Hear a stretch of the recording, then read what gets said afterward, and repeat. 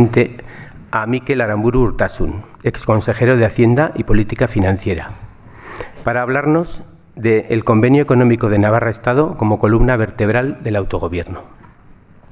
Creo que ninguna de las personas que estamos en la sala hemos conocido un consejero de Hacienda mejor que él, por muchos años que tengamos. No en vano, formando parte de un cuatripartito de Geroa y H. Bildu, Podemos e Izquierda Esquerra, consiguió firmar con un gobierno nada menos que del PP un convenio que es en parte de responsabilidad fiscal y financiera y también de solidaridad. Un convenio, una aportación de 490 millones y no la de 700 que pretendían algunos. Permitidme que os confiese que he tenido la suerte de escuchar a nuestro ponente de hoy tan detenidamente como lo va a hacer hoy en este acto, en varias ocasiones a lo largo de los últimos años. La primera, 3 años antes de ser consejero, en una comida tertulia en la que casi no pudo comer. Nada, porque nos contó los entresijos del convenio con visión histórica de largo recorrido, como supongo que hará hoy, que él conoce como pocos desde que con solo 25 años accedió por oposición al Departamento de Hacienda, donde ha ostentado diversas responsabilidades a lo largo de su dilatado cursus honorum, que podéis ver en la hoja que hemos repartido. Destaco que ya participó en la redacción del convenio del año 90. La segunda ocasión que le escuché fue un mes antes de que le nombraran consejero en un curso de la UNED en Donostia, donde se centró más en la fiscalidad. También he leído alguna publicación suya y entrevistas jugosas en la prensa. La última no tenía desperdicio, se la hizo Ibai Fernández y consiguió que le contara tanto los logros por los que muchos le tenemos una profunda admiración, como las cosas que reconoce no haber reformado desde el Gobierno del Cambio. Seguro que hoy también salen conceptos como el de premio a Navarra, índice de imputación, metodología científica, chupar rueda del concierto, regla de gasto como exceso de la estabilidad, la campaña antiimpuestos de los de siempre, desmantelamiento de la cultura tributaria, psicología general sin conciencia fiscal, bilateralidad pero sin paridad, miedo a que Navarra se eche al monte, armonización incluso europea, la fábrica del Ministerio de Hacienda, etc. Y si no le diera tiempo a todo en su exposición, ya tendremos oportunidad de preguntar en el coloquio o aportar. Antes de terminar, quiero decir que Mikel Aramburu es tan conocido o más que por esta faceta, por su condición de brillante folclorista, teórico y práctico, con pedigrí. Ongi etorri, arretaz entzuteko prest gaituzu, zurea da hitza.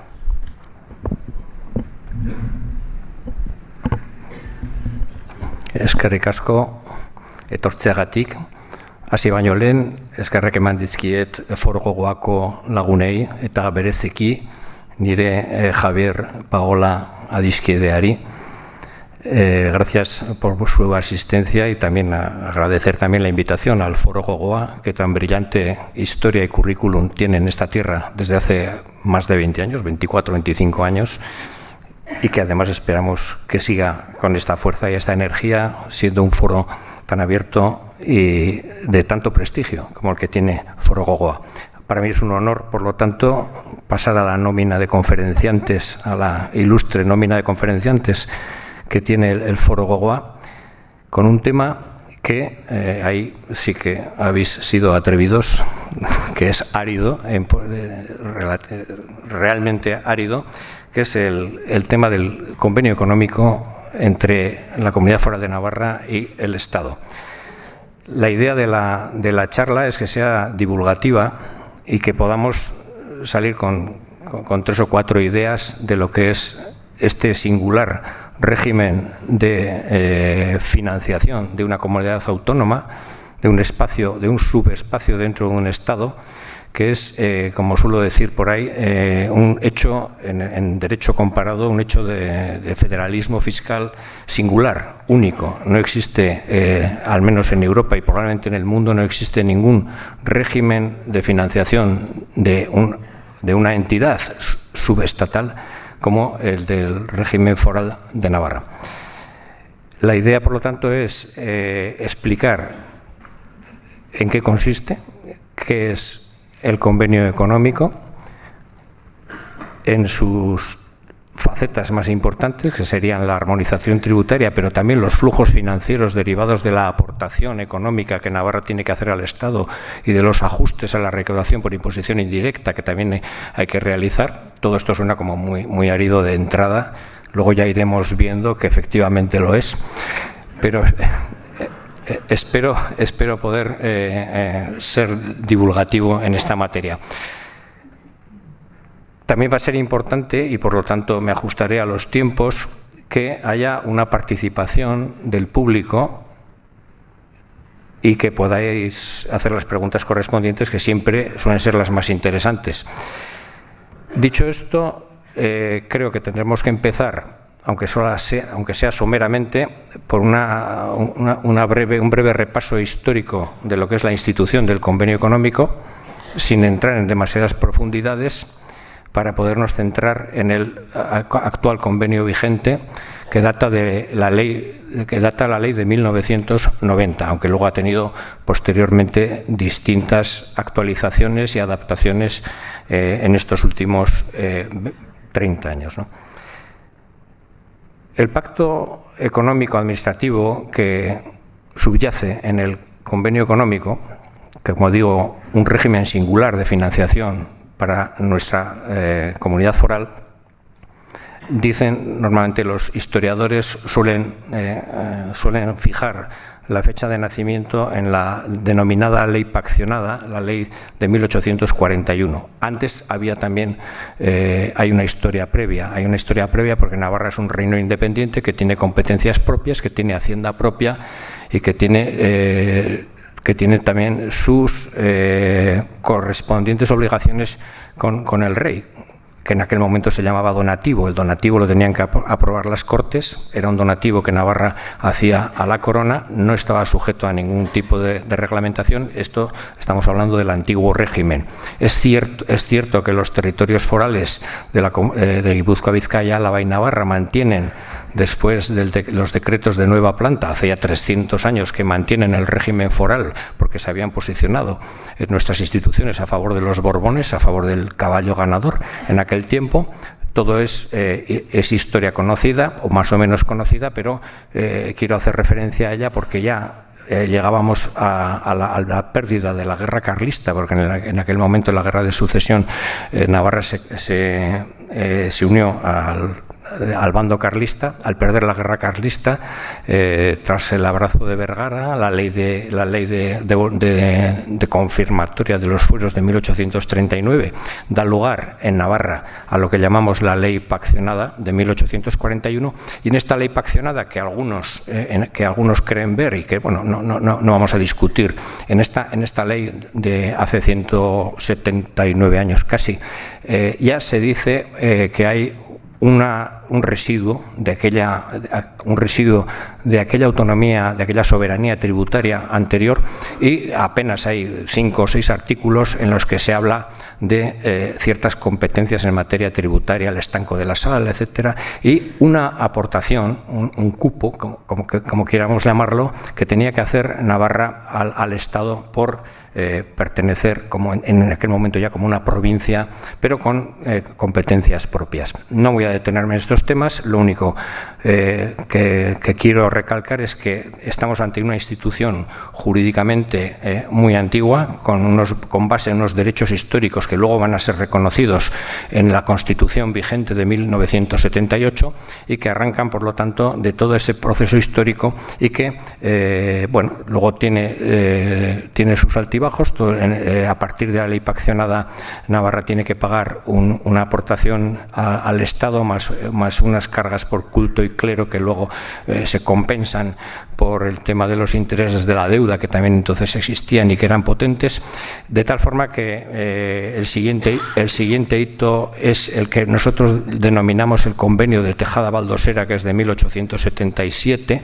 Entonces el conde de Tejada Valdosera es enviado por Madrid para negociar con Navarra una subida del cupo. En principio, la pretensión del Estado en el siglo XIX, en el siglo XX y en el siglo XXI es laminar el régimen foral de Navarra y hacerlo uniforme con el resto de las provincias. No lo han conseguido de momento, y también Tejada Valdosera pretendía aquello y lo único que consiguió es aumentar el cupo, pero mantener intactas las pequeñas competencias. Para hablar de un primer convenio económico puramente o propiamente dicho, hay que esperar a 1927, en plena dictadura de Primo de Rivera, cuando, tras varios años de negociaciones entre las instituciones navarras y el gobierno del dictador Primo de Rivera, se consigue firmar un convenio que sí es ya un convenio económico que, desde el punto de vista estructural y jurídico, ya recoge competencias propias, la amplia soberanía de Navarra para mantener su propio sistema tributario y unos puntos de armonización que son muy importantes, porque si estamos compartiendo soberanía tributaria, estamos aplicando impuestos en un territorio, dos administraciones tributarias, y necesariamente tenemos que ponernos de acuerdo en repartirnos el pastel entre unas y otras. Este tipo de criterios o de puntos de conexión, armonización tributaria, ya es muy interesante en el año 1927. Es tan interesante que muchos de ellos todavía los seguimos teniendo y ahora no nos sirven para nada, porque estamos en la economía de la globalización y tenemos que ir pensando en nuevas cosas. Pero bueno, así es la historia, y así de lentas son a veces las transformaciones de las instituciones jurídicas, bueno, en estas herramientas que nosotros poseemos.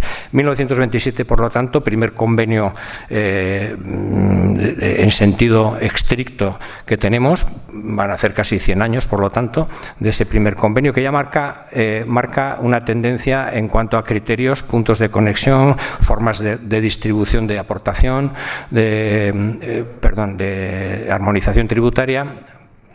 Determina también la creación de una junta arbitral para dirimir las diferencias entre las dos administraciones, algo que puede ser muy práctico y que se tardó más de 80 años en constituir. También cosas del Palacio que van despacio.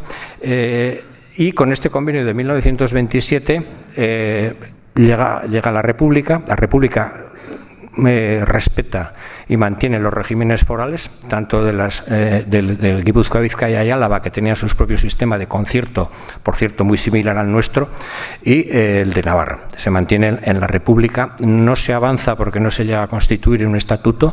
La historia del estatuto es también compleja, pero ahí también estaba la posibilidad de haber hecho un convenio para las 4 provincias en uno de los borradores.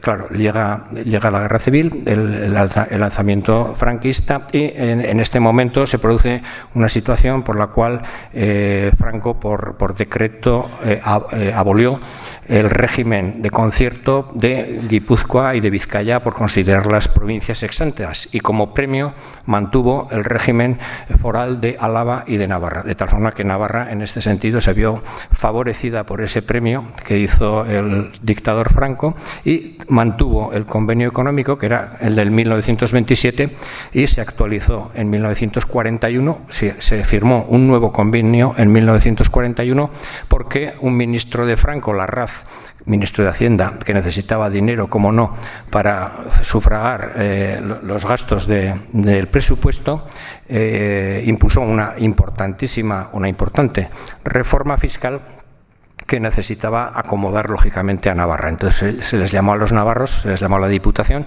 y se firmó en el año 1941 un nuevo convenio económico muy similar en las partes de armonización, en las partes de literatura jurídica al del 1927, y lo que se hacía era actualizar el cupo, subiéndolo pues de nuevo pues a una nueva cantidad de dinero. En todos aquellos años hay que tener en cuenta que ese cupo o esa aportación económica solía permanecer intacta. Quiero decir que si en 1877, con Tejada Valdosera se fijó una aportación de 20 millones de pesetas, por ejemplo, hasta 1927, que son 50 años, no se tocó Entonces, alguno podría pensar, muchos podríamos pensar, pues vaya chollo, porque en 50 años pagando la misma cantidad, sí, pero no. Esto mismo nos pasó también durante el franquismo, entre 1941 y 1969, y lo que solía ocurrir es que, por un lado, efectivamente se congelaba la aportación que hacía Navarra, lo cual permitía la acusación permanente de privilegio, de que no pagan lo que deben, etcétera, pero por otro lado también se le mermaba a Navarra la capacidad de instaurar nuevos impuestos, nuevos tributos, y perdíamos también muchos ingresos por culpa de esa falta de actualización. Por lo tanto, la cuenta en cada caso habría que hacerla. Yo la hice hace algunos años, pero no es momento ahora de sacarlas adelante. Quiero decir con esto que no solamente hay que mirar desde un punto de vista del ciudadano que esa congelación de la aportación durante 50 años o durante 28 años ha podido favorecer a la comunidad, pero también ha podido perjudicar en la medida en que no se actualizan las competencias propias de recaudación de nuevas figuras tributarias. En el año 64 voy muy rápido, 1964 hay otra importante reforma en el régimen franquista tributaria, una reforma tributaria que introdujo nuevos impuestos mucho más potentes y modernos, como era el impuesto sobre el tráfico de las empresas, que alguno de los que está por aquí habrá oído, yo lo he liquidado. Había impuestos sobre el lujo. Aquellos impuestos había que también acomodarlos a la situación de Navarra.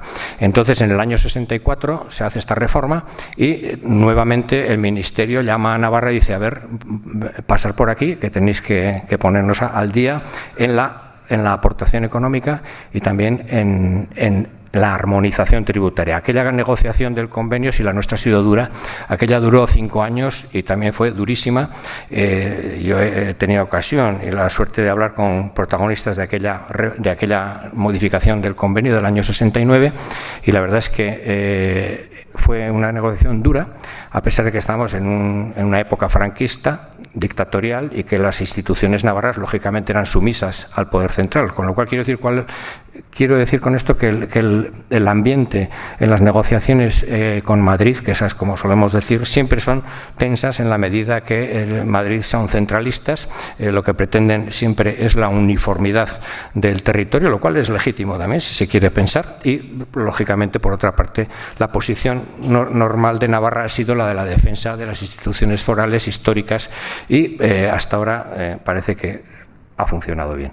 En el año 69, por lo tanto, se firma el nuevo convenio económico, que va a durar hasta el de 1990, que es el vigente. Ya con una Constitución por medio, la Constitución de 1978, que aquí sí que nos podemos detener un poco a recordar que la Constitución de 1978, que es el pilar jurídico básico del ordenamiento español en este momento, reconoce y ampara los derechos históricos de los regímenes forales, de los territorios forales, en su disposición adicional primera. Es decir, que tenemos un fuerte anclaje constitucional en la institución del convenio económico. El convenio económico es singularmente el principal derecho histórico que tenemos.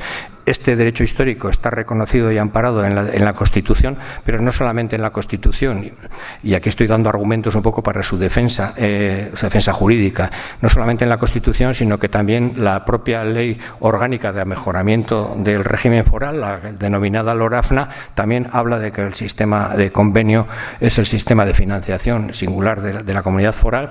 La propia LOFCA, la Ley Orgánica de Financiación de las Comunidades Autónomas, también hace referencia al convenio económico, y por supuesto la ley ordinaria del convenio económico también establece que es el convenio económico el instrumento de relación financiera entre Navarra y el Estado. Quiero decir con todo este abanico de posturas jurídicas que en este momento en el Estado el convenio económico está fuertemente anclado en lo que es el bloque de constitucionalidad y en todo lo que es el entresijo jurídico del Estado.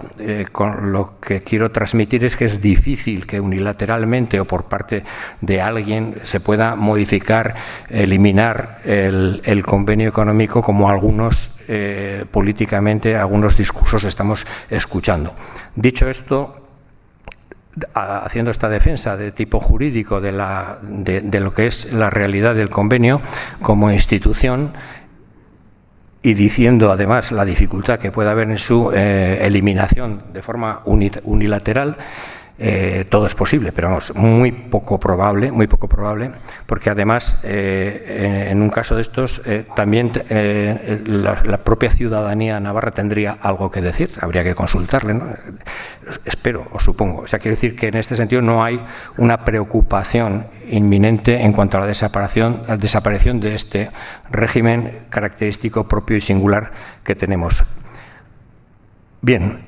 ¿Qué es lo que tenemos en este momento? Pues tenemos una ley, que es el convenio económico, es una ley ordinaria, he dicho antes, ordinaria, que no quiere decir nada especial, o sea, no es una ley orgánica, ni es una ley que esté sometida a unas cuotas especiales de aprobación, es una ley ordinaria de las Cortes Españolas, es decir, que lo aprueba, es una ley del Estado.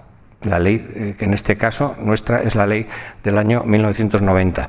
Esta ley, la singularidad que tiene es que detrás de la ley hay un pacto previo entre las instituciones de Navarra, el Gobierno de Navarra o Diputación Foral y las instituciones del Estado. Una vez que ese pacto se realiza, hay que tener en cuenta que el pacto, el acuerdo, se hace primero normalmente entre funcionarios de las dos administraciones hasta que se llega a un acuerdo, pero tiene que pasar también o tiene que contar con el visto bueno del Parlamento de Navarra. El Parlamento de Navarra no aprueba el convenio como una ley, no lo aprueba, pero tiene que dar ese visto bueno para que pueda ser tramitado en las Cortes españolas. Quiero decir con esto que el procedimiento jurídico-político de creación del derecho, que es el convenio económico, es singular y está también muy garantizado de la forma que estoy comentando. De esta manera tenemos una ley que hasta el momento, ha sido aprobada prácticamente por unanimidad en las Cortes. Es decir, todos los partidos políticos con representación o todos los diputados de las Cortes han aprobado los sucesivos convenios o las sucesivas modificaciones que se han tramitado. No sé lo que pasará en un futuro si las cosas siguen tan revueltas como parecen, pero esta es la situación. Hay que ir con un pacto previo, hay que ir al Parlamento de Navarra y el Parlamento de Navarra, que da su aprobación, lo que hace es dar luz verde para que se tramite en las Cortes. Bien, tenemos ya, por lo tanto, la creación del derecho. El derecho se crea a través de la ley. La ley es la ley del convenio, y vamos a entrar ya un poco en materia. La ley del convenio económico lo que tiene es como 3 o 4 partes. Hay un título preliminar y luego otros 3 títulos. Y lo que nos dice la ley del convenio es, en un título preliminar, habla de las amplias potestades que tiene Navarra para mantener, establecer su propio sistema tributario, y estas amplias competencias son verdaderamente amplias competencias. O sea, Navarra, a diferencia de otras comunidades autónomas y de otros estados o subestados o subespacios dentro de estados, tiene la capacidad de crear su propia política fiscal, su propia normativa tributaria, pero sometida a unas limitaciones que es fácil también que entendamos. ¿Cuáles son estas limitaciones que tiene Navarra a la hora de crear su propio derecho tributario? Bueno, pues primero tiene que aceptar o tiene que respetar los pactos internacionales a los que ha llegado el Estado, lo cual es natural, y el principal de todos ellos es la incorporación de España a la Unión Europea.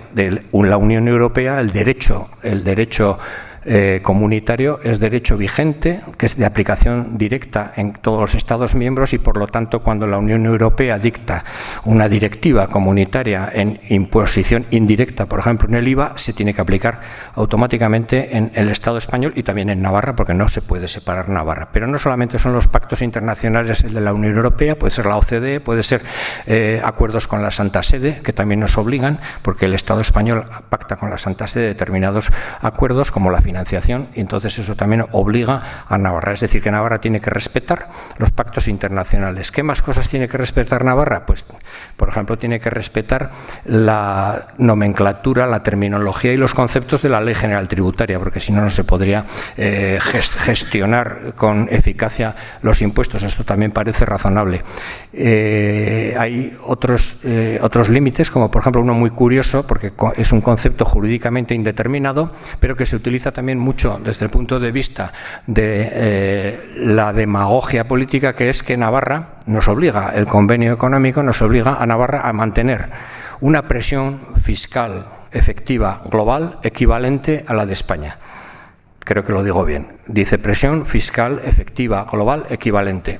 Es un concepto jurídico indeterminado porque nadie sabe exactamente lo que es esto, pero intuimos que lo que se trata es de que la presión fiscal derivada del sistema tributario de Navarra no difiera de la presión fiscal que se deriva del sistema tributario global en España.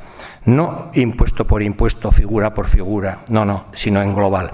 Como la recaudación fiscal en Navarra, partida por el Producto Interior Bruto, da un coeficiente, da un ratio que es siempre muy similar al del Estado, podemos decir que se puede decir que históricamente estamos respetando esta limitación y estamos manteniendo esa presión fiscal global efectiva equivalente, no igual, a la del Estado. Por lo tanto, cabe rechazar el argumento de que esto es un paraíso fiscal, que Navarra es un paraíso fiscal donde no se pagan impuestos. Alguno sabrá que pagamos impuestos, ¿no? Y hay otros que en cambio dicen que es un infierno fiscal, en el que se paga mucho más. Bueno, es verdad que tenemos diferente estructura impositiva con el Estado y con las otras comunidades de régimen foral, las provincias de la Comunidad Autónoma Vasca. Es verdad que tenemos diferencias, pero en conjunto la presión es la misma.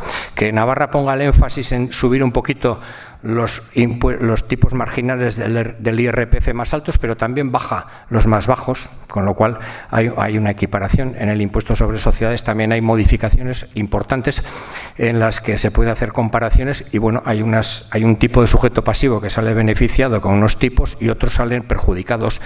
Pero bueno, en conjunto, como decimos, la presión fiscal global efectiva es equivalente y por lo tanto cabe rechazar esa acusación de que Navarra sea un paraíso fiscal, como algunos han venido diciendo, o un infierno fiscal, como otros también repiten continuamente, lógicamente sin demostrarlo, ninguno de ellos. Bien, la presión fiscal, por lo tanto, dentro de estas limitaciones hay alguna otra más.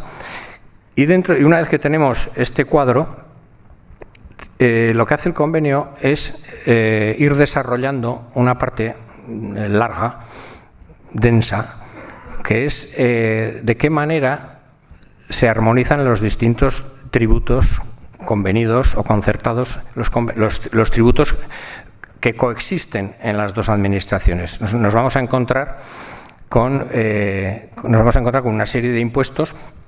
¿Cuántos impuestos recauda Navarra? ¿Cuántos gestiona Navarra? Bueno, en este momento la Hacienda Foral de Navarra es la hacienda con mayor competencia del Estado en materia tributaria, con mayor competencia. Tiene más competencia que la Hacienda Estatal, porque la Hacienda Estatal tiene cedidos los impuestos a las comunidades autónomas, como el impuesto del patrimonio, transmisiones patrimoniales, elementos de transporte, actos jurídicos documentados, sucesiones. Esos impuestos los tiene cedidos a las comunidades autónomas y Navarra los tiene propios. Y además Navarra tiene los impuestos que también tiene la Hacienda Estatal, los principales como son el IRPF, el impuesto sobre sociedades, el impuesto sobre el valor añadido, etcétera. Es decir, Navarra ahora en este momento tiene una competencia amplísima en cuanto a la gestión de los impuestos. Cuando digo gestión, hablamos de gestión, inspección, recaudación, con su propia normativa y sus propios reglamentos de gestión, de inspección y de recaudación. Estos impuestos serían 8 impuestos, si no me equivoco, a no ser que haya cambiado en estos meses algo, que estoy un poco despistado, 8 impuestos directos y 16 impuestos indirectos. Este es el abanico de tributario que tiene amplia capacidad de gestión, de inspección y de recaudación. Normativa no. Normativa, todo lo que son impuestos indirectos. Los impuestos indirectos básicamente tienen una normativa estatal que muchas veces viene de Europa, acabamos de decirlo antes, y hay que tener en cuenta que todo lo que son impuestos el impuesto sobre el valor añadido y los impuestos especiales de fabricación del alcohol, del tabaco, de la cerveza, hidrocarburos, productos intermedios, estos impuestos tienen normativa europea y tanto España como Navarra tiene que respetar. Bueno, ahí la normativa no es nuestra, pero sí que tiene Navarra capacidad normativa, es decir, puede crear derecho, puede crear los impuestos en el impuesto sobre la renta de las personas físicas, el impuesto sobre el patrimonio de las personas físicas, el impuesto sobre sociedades, en el impuesto sobre sucesiones y donaciones, en el impuesto sobre actos jurídicos documentados, en el impuesto sobre elementos de transporte, con lo cual, que son importantes porque recaudatoriamente dan una importante cantidad a la hacienda foral, permite a Navarra crear su propia política fiscal. ¿De qué manera? Pues de manera que se adecúe la política fiscal a las políticas públicas que en determinado momento quiere hacer la comunidad. De la forma en que se adapte a la estructura, a la conciencia, a la moral, al estilo de los ciudadanos y ciudadanas de Navarra.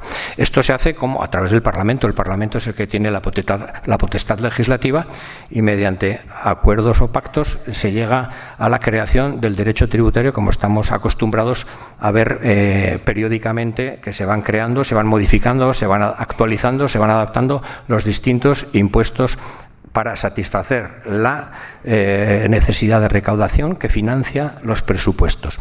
Bueno, entonces estamos diciendo que la amplia potestad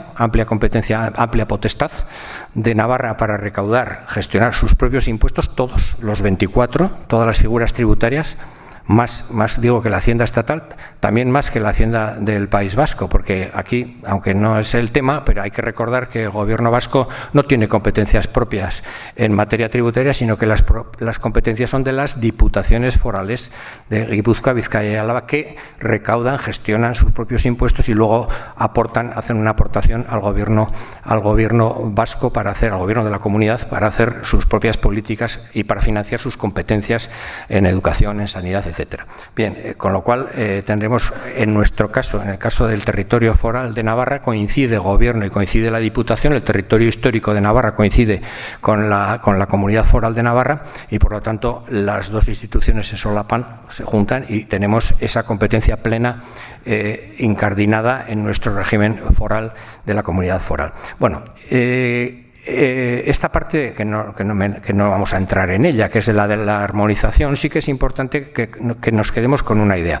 La armonización tributaria lo que pretende es fijar aquellos criterios de armonización, aquellos puntos de conexión, llamamos puntos de conexión a esas circunstancias que hacen que se decida qué autoridad fiscal es la competente para exaccionar un impuesto. O visto desde el punto de vista de los ciudadanos, de los que estamos aquí, ¿a quién tengo que pagar? ¿A qué ventanilla tengo que pagar? Bien, pues eso se reparte en los criterios de armonización o puntos de conexión. Los puntos de conexión son variados. Por ejemplo, el más famoso para todos los que estamos aquí, el impuesto sobre la renta de las personas físicas, el punto de conexión es la residencia habitual del sujeto pasivo en un territorio. Si yo resido en Navarra, tributo a la comunidad foral. No me preguntan si tengo condición civil foral Navarra, antes se preguntaba, ahora no.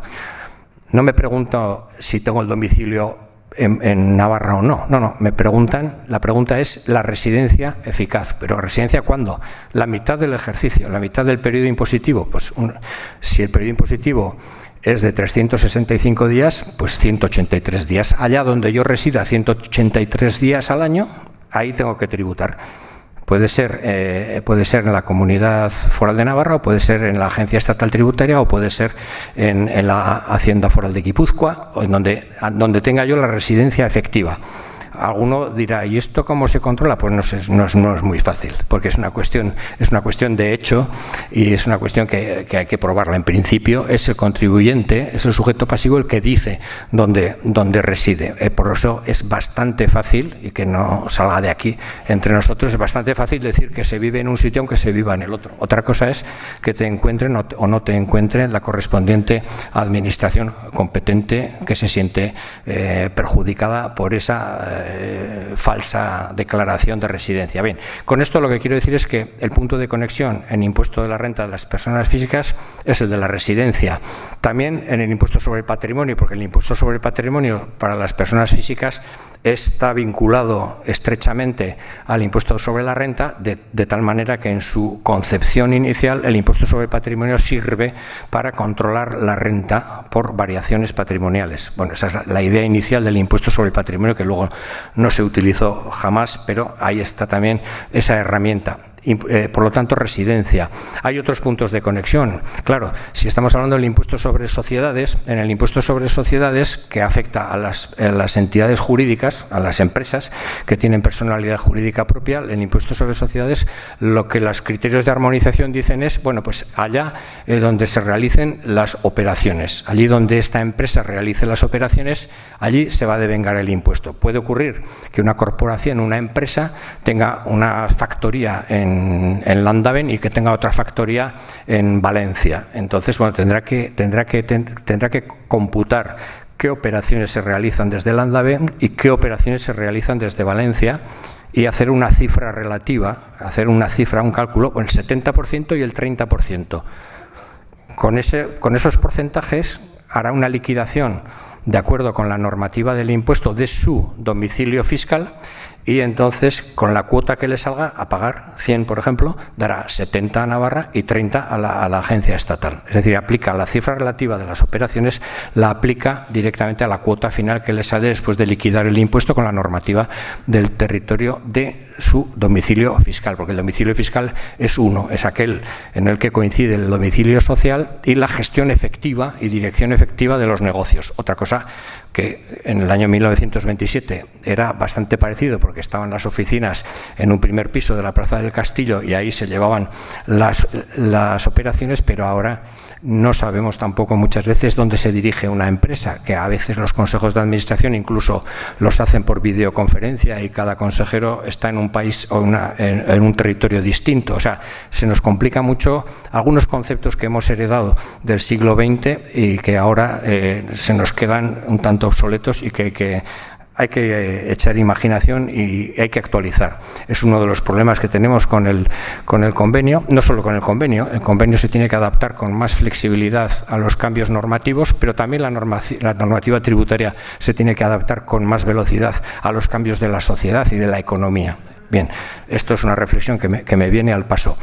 Puntos de conexión, residencia, lugar de realización de las operaciones. Lo mismo me vale también para el impuesto sobre el valor añadido, pero alguno dirá, bueno, vaya lío para una pequeña empresa que tiene 2 o 3 factorías o 2 o 3 establecimientos, porque tengo una sucursal, una pequeña tienda, por ejemplo, que puede tener una sucursal en Donosti, otra en Bayona y luego la principal en la calle Estafeta. Y dices, bueno, ¿ahora qué hago?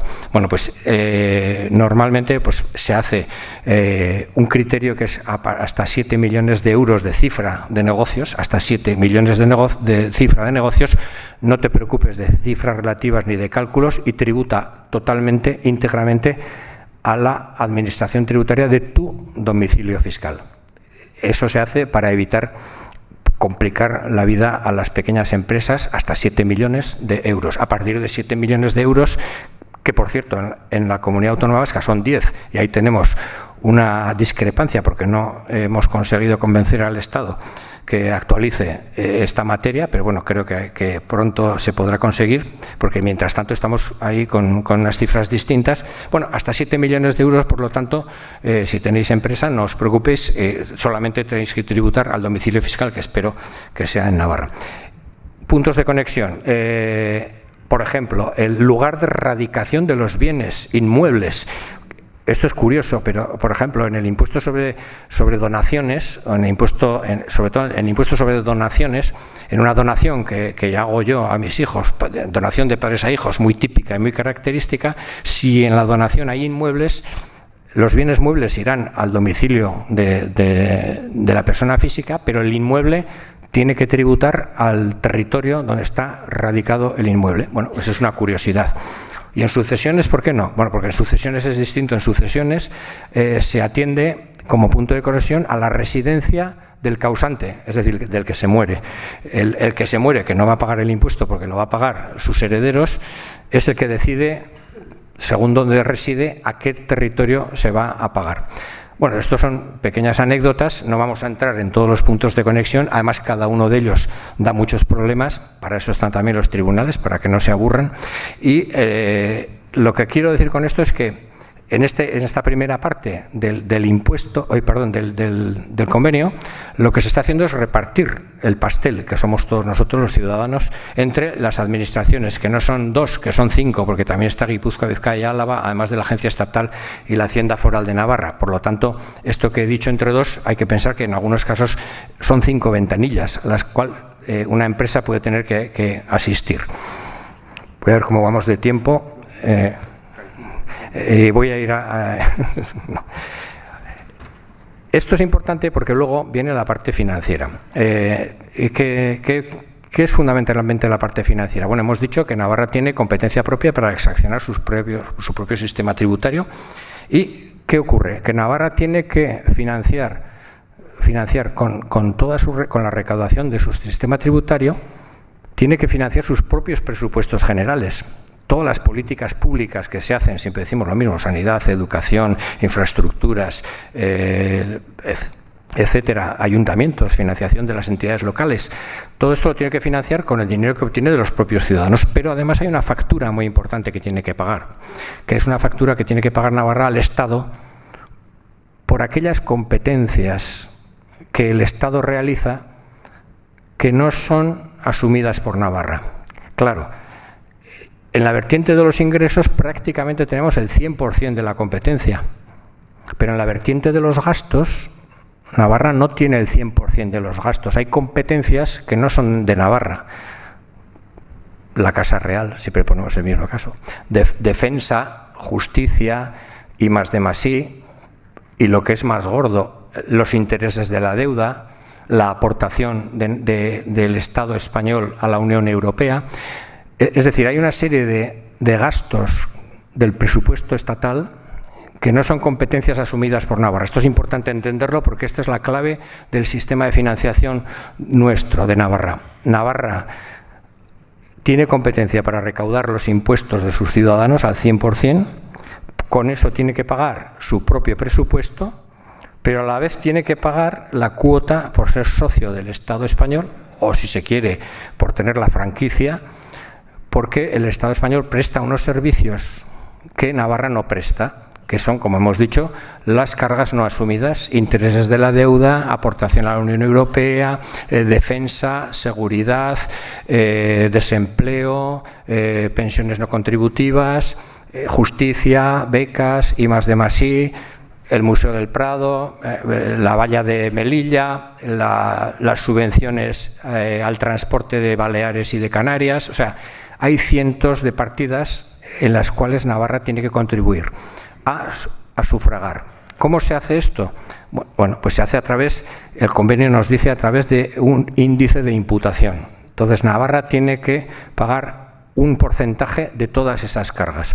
La mecánica que nos dice el convenio que se tiene que hacer, y que para nosotros es muy importante, que es una metodología en la que en la época que nos ha tocado gestionar la Hacienda le hemos dado mucha importancia. La metodología está muy clara en el convenio, es sencilla de entender, muy compleja de aplicar, pero es sencilla de entender. Tomamos el presupuesto general del Estado, determinamos qué partidas son las que corresponden a las competencias que tiene Navarra. Vamos viendo sanidad, educación, etcétera, y las vamos quitando. Lo que nos queda serán las partidas del presupuesto general del Estado en las cuales Navarra no tiene competencias. Pues saldrá instituciones penitenciarias, saldrá seguridad, saldrá la defensa, saldrá la Casa del Rey, etcétera. Y sobre esta parte que Navarra no tiene competencias de los presupuestos generales, pagamos un porcentaje. Ese porcentaje se llama índice de imputación. Ese índice de imputación, ¿cómo se calcula? Bueno, pues el convenio económico, allá por el artículo 54 creo, nos dice el índice de imputación de Navarra se determinará básicamente, pone coma, básicamente, coma, en función de la renta relativa de la comunidad. Cuando en 1990 se firmó este convenio, el de 1990, que es el vigente, Navarra hizo un acto de generosidad porque no aporta al Estado en función de la población, sino en función de la renta relativa que tiene Navarra respecto del Estado. Ese coeficiente, ese índice de imputación se fijó en el año 1990 en el 1,6%, el 1,6%. Ha permanecido invariable. En todas las modificaciones, en todas las negociaciones, ha permanecido invariable. ¿Es que ha permanecido invariable la renta relativa? No, ha tenido modificaciones. ¿Y otros conceptos han permanecido invariables? No, tampoco. También han tenido modificaciones. Pero, asombrosamente, ese 1,6% ha permanecido invariable y se sitúa muy cerca del índice relativo de renta de Navarra, que ahora en este momento es el 1,69. O sea, estamos en el 1,69, sería la renta relativa de Navarra respecto al Estado, y la población, creo que estamos en 1,36. O sea, el 1,36 frente al 1,69, pues estamos más cerca, como dice el convenio, básicamente según la renta relativa de la comunidad. Esto es importante porque hay implícito un factor de solidaridad que a veces se nos achaca como de falta de solidaridad, y es al contrario. En la medida en que Navarra contribuye por encima de lo que sería la población puramente, que es un poco el criterio que utilizan las otras comunidades a la hora del sistema financiero, vamos por el sistema de renta, lo cual, bueno, pues dicho así entre nosotros, pues pueden ser unos 90 millones de euros más al año que lo que nos tendríamos que pagar por el índice de población. Digo esto porque es uno de los mensajes que a veces se nos achaca de falta de solidaridad. No solamente es este, hay más componentes. Dentro de las cargas no asumidas están los fondos de compensación interterritorial, que son unas partidas que el Estado destina, en la medida de lo que puede, a compensar las desigualdades entre las comunidades. Esos fondos de compensación interterritorial que dota al Estado en la cifra que ellos quieren, nosotros sí o sí tenemos que pagar el 1,6%, que también es otra forma de solidaridad encubierta, bueno, encubierta no, está ahí, que tenemos que satisfacer al Estado. No solamente hay eso, luego también hay un tipo de solidaridad menos activa, yo diría más pasiva, porque es que nosotros aportamos el 1,6% a infraestructuras, por ejemplo, pero luego el Estado en las inversiones que realiza en Navarra no pasa del 0,1%, es decir, que las inversiones que realiza el Estado de Navarra son insignificantes prácticamente. Es otra forma también de desequilibrar la balanza a favor del Estado, si se quiere mirar por ese lado. No voy a hacer hincapié en esto ni énfasis, pero que se sepa que tenemos distintos mecanismos en los cuales podemos defender que Navarra es solidaria con el resto del Estado en esta materia. Bueno, de esta manera se calcula la aportación. Hay unas compensaciones que también hay que hacer, porque cuando he dicho que Navarra tiene casi el 100% de los ingresos, no tiene todos los ingresos. Hay ingresos del presupuesto del Estado que no los tenemos en Navarra, como son tasas, sobre todo. No sé si hay algún impuesto, creo que no, pero tasas sí que hay. Y también hay ingresos que no son tributarios, que tiene el Estado. Y luego también tiene una cosa muy importante, que es el déficit. El déficit con el cual el Estado financia gastos, pero no tiene ingresos. Entonces eso también hay que compensar. De tal forma que una vez que nosotros hemos determinado las cargas no asumidas, aplicamos el índice de imputación, que es el 1,6, y luego nos descontamos como compensaciones esta parte de ingresos que no tenemos en nuestro presupuesto. También ahí aplicamos el 1,6%. Bueno, con esto tendríamos la aportación. La aportación se calcula una vez cada 5 años, porque el lío es lo suficientemente gordo para no estar todos los días discutiendo con el Ministerio todos los años la aportación. Bueno, se decidió en su día que la aportación sería quinquenal y, por lo tanto, todo este barullo, toda esta discusión se hace una vez cada 5 años, que le llamamos año base del quinquenio. En el año base del quinquenio, que es el año, en este caso concreto, era el año 2015 hasta el año 2019, y ahora justo 2020 es un nuevo año base del quinquenio. Se hace todo este cálculo y ahí nosotros fuimos... En el gobierno de Uxue Barkos fuimos muy conscientes de que teníamos que hacer un ejercicio de transparencia y sobre todo un ejercicio de metodología científica, porque nos enfrentábamos a una negociación que por primera vez en la historia el partido o los partidos o el gobierno tenía un color distinto que el color de Madrid, o sea, de Pamplona y Madrid. Hasta ahora, desde el año 90, todas las actualizaciones o bien eran Partido Socialista y Partido Socialista, o era UPN y Partido Popular, y las negociaciones eran, se supone, más fluidas, aunque no exentas de beligerancia. Pero en este caso era ya rizar el rizo el tener que llegar a un acuerdo. Por lo tanto, la apuesta fue transparencia y metodología científica. Es decir, hicimos un gran esfuerzo para, yo creo que por primera vez tan rigurosamente, para detectar exactamente en los miles de partidas presupuestarias que hay en los presupuestos generales del Estado, detectar exactamente una por una las que nos corresponden y las que no. Aparentemente, dicho así, podría ser fácil, pero es que hay muchas partidas en las cuales no son ni blanco ni negro, si son grises, porque la vida, la actividad, la historia ha hecho que haya competencias en las que tanto el Estado como Navarra participa, y por lo tanto deslindar todo eso era complicado, y de ahí que teníamos tantas dudas, pero a la vez la seguridad de que con transparencia y con un buen trabajo metodológico podríamos llegar más fácil a un acuerdo o a un desacuerdo si había que al final echarse al monte. No fue así. De tal forma que esto permitió, como se sabe, hacer determinar una aportación económica relativamente ventajosa desde el punto de vista que era mucho más ventajosa que la aplicación del sistema de actualización, diríamos, previsto legalmente en el caso de desacuerdo, que nos subía extraordinariamente la aportación. Voy terminando. Hay también otro mensaje que quería lanzar. Las relaciones financieras con la Administración central no se terminan en la aportación económica o cupo, sino que además hay que tener en cuenta los ajustes que he citado al principio a la imposición indirecta. Esto es un poquito más para nota, pero bueno, voy a explicarlo, yo creo que se va a entender, voy a explicarlo muy rápidamente. Cuando hemos dicho antes que repartíamos los impuestos indirectos en función de un punto de conexión, que era el lugar de realización de las operaciones, nos podemos encontrar, lo comentaba antes con Javier, con una empresa de San Adrián que vende sus productos en Calahorra, o que tiene fábricas en los dos sitios, o que vende directamente a clientes. Esto lo vamos a entender muy fácilmente. ¿Qué ocurre? Que el punto de conexión, lo que nos hace en el impuesto sobre el valor añadido, hay que recordar que el impuesto sobre el valor añadido grava las prestaciones de servicios y las entregas de bienes que hacen los empresarios y los profesionales. Y entonces la Hacienda va al empresario y al profesional, que es el sujeto pasivo, y le dice: usted a mí y esta parte al Estado. Bien, pero ¿quién paga el impuesto indirecto? El impuesto indirecto lo pagan los consumidores finales. Claro, entonces yo puedo tener la fábrica en Landaven, pero el consumidor final de mi producto vive en Soria, o en Valencia, o en Pontevedra, o en Estados Unidos.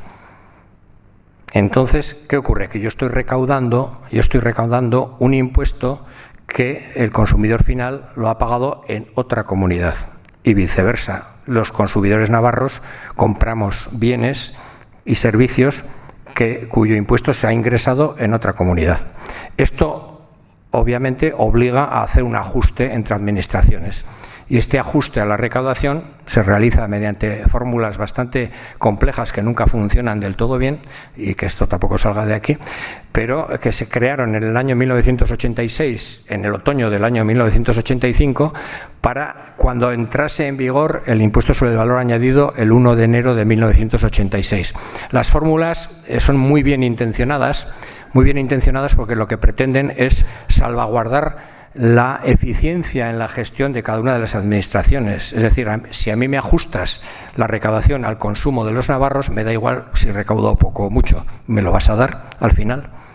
Entonces, para incentivar esa eficacia en la gestión, se realizaron una serie de fórmulas que no viene a cuento aquí explicar, pero que dan problemas y que, también en este sentido hemos intentado afinar totalmente el cómputo de los parámetros de estas fórmulas para que sean más justas y que las podamos explicar. El mejor resultado lo tuvimos precisamente en el ajuste por hidrocarburos, con una diferencia a favor de Navarra de más de 70 millones por año, que el Estado se resistía a aceptar, pero que finalmente con los datos en la mano, con la trazabilidad de los productos, pudimos demostrar. Por lo tanto, el convenio económico, por ir cerrando ya y antes de dejaros paso a las múltiples preguntas que seguro que tendréis, un pacto económico administrativo que está entre dos entidades, que es un pacto bilateral, no de igual a igual, porque todos sabemos quién tiene el sartén por el mango. De igual a igual no lo es, bilateral sí, que se plasma jurídicamente en una ley de las Cortes, que esa ley determina las amplias potestades y competencias de Navarra, respeta, por lo tanto, las amplias potestades, que establece unos criterios de armonización para el reparto de los impuestos, de tal forma que no haya duda en quién tiene que tributar a quién y por qué. Luego hay dudas, pero también hay mecanismos para resolverlos, como la Junta Arbitral, la Comisión Coordinadora y luego, lógicamente, los tribunales contenciosos administrativos y el Tribunal Supremo en su caso. O sea, siempre hay salvaguarda jurídica para dirimir las diferencias. Por lo tanto, armonización tributaria con los puntos de conexión y en función, está todo relacionado, ¿no? En función de eso, hacemos los cálculos de la aportación, tal y como nos dice el convenio, es decir, cargas no asumidas por un índice de imputación y luego ajustes a la recaudación por la imposición indirecta en aquella parte en que lo que estamos recaudando no nos corresponde porque el consumo nuestro no es el que tiene que ser. Me dejo cosas, no quería aburrir, quería ceñirme al tiempo. Es un tema que da mucho de sí, es un tema en el cual no hemos hecho, y aquí reconozco la suficiente pedagogía, como se dice ahora. Los navarros y navarras vivimos muy cómodamente con este sistema sin conocerlo. Tampoco sabemos muy bien cómo funciona. Lo mismo nos pasa cuando vamos en avión, que también vuela y tampoco sabemos muy bien. Pero bueno, en este momento yo creo que tenemos una obligación también de divulgación, porque los ataques al convenio son muy virulentos. Hay una campaña orquestada a nivel estatal de los poderosísimos medios de comunicación estatales, y creo que cuanto mayor conocimiento tengamos los ciudadanos de lo que tenemos, para bien o para mal, si lo queremos o no lo queremos, porque algunas veces me dicen a mí, bueno, el convenio es un chollo. Pues no es ningún chollo, porque si yo recaudo 4.000 y a mí me dices que con otro sistema me vas a dar 5.000, pues igual le digo adiós al convenio. Bueno, no sé, esto dicho así como chascarrillo. Lo que quieren las comunidades autónomas de régimen común que critican al convenio no es el convenio. Lo que quieren es más dinero, porque el convenio es un riesgo unilateral. Nadie te va a salvar si no recaudas lo que tienes que recaudar. Y entonces ese riesgo unilateral que tiene el convenio, muchas comunidades no lo quieren. Es decir, que ¿se puede extender el convenio a todas las comunidades? Matemáticamente sí, pero no sé si estamos en ese momento. Por lo tanto, divulgación, transparencia me parece a mí fundamental. En la medida en la que es posible lo intentamos hacer. No lo hemos hecho muy a menudo, esto lo he reconocido yo muchas veces, lo suelo comentar a mis colegas y a la gente que me conoce, que nuestra hacienda foral es pequeña, es muy vulnerable, por lo tanto, y además somos pocos, como aquellos circos pequeños que iban a los pueblos, que la que te vendía las entradas luego era la trapecista. Pues nosotros somos iguales, no podemos estar en la procesión y bandeando las campanas. Bueno, espero que os haya servido un poco de ilustración general de la institución del convenio económico, para por lo menos apreciarla como fruto de todas aquellos acuerdos de diciembre de 2017. Organizamos el Gobierno de Navarra y la Cámara de Comptos conjuntamente una jornada. Esa jornada tuvo muy buena acogida. Los expertos de la Hacienda Foral participaron en ella. Se publicó un libro digital que está a libre disposición de cualquiera en la página de navarra.es del Gobierno de Navarra. Se puede entrar ahí, convenio económico, y se puede descargar o se puede adquirir tranquilamente, porque apenas, no sé cuánto vale poco. Y es muy interesante mucho más denso de lo que he dicho yo ahora.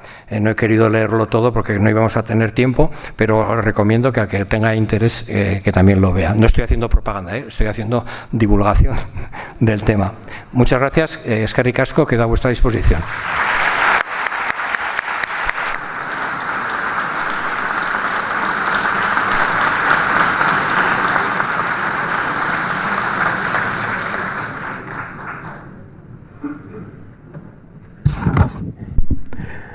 Eskerrik asko ere zuri, zure azalpenagatik. Eta orain zuen momentua da. Es el momento ahora de que vosotras y vosotros participéis también, y así, porque, quiero decir, podía haber estado hablando un cuarto de hora más o lo que sea, pero desde el principio nos ha dicho que quería también dar voz a la gente, ¿no? Y entonces, bueno, es vuestro momento. Entonces levantáis la mano, yo voy anotando y os iré dando palabras. Aquí delante hay una persona que quiere intervenir.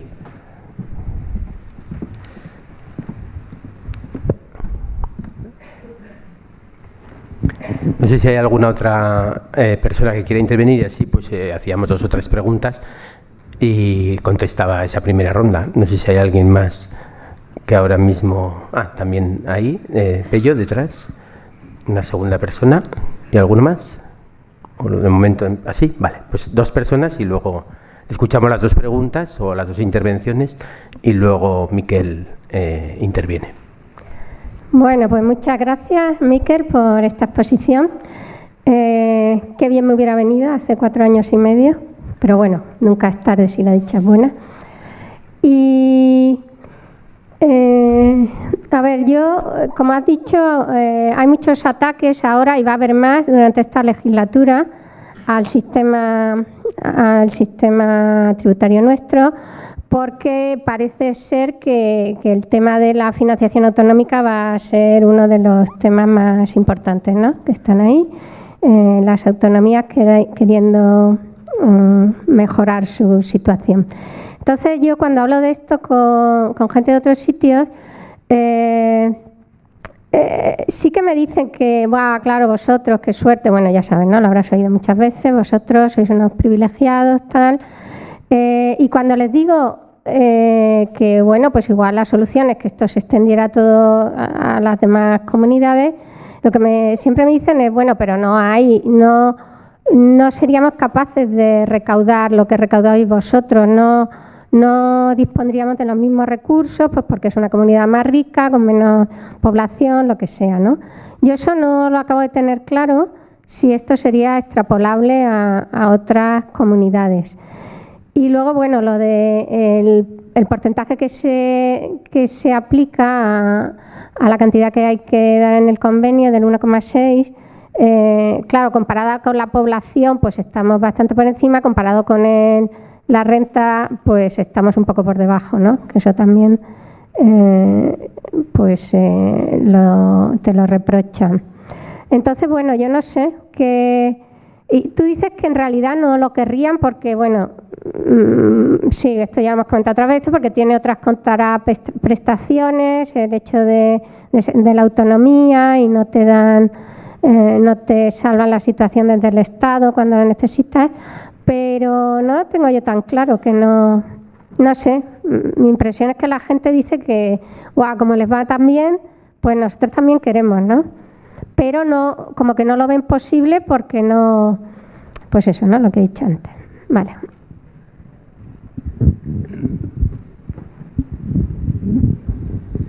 Sí, hola, buenas tardes, Arratsaldeon.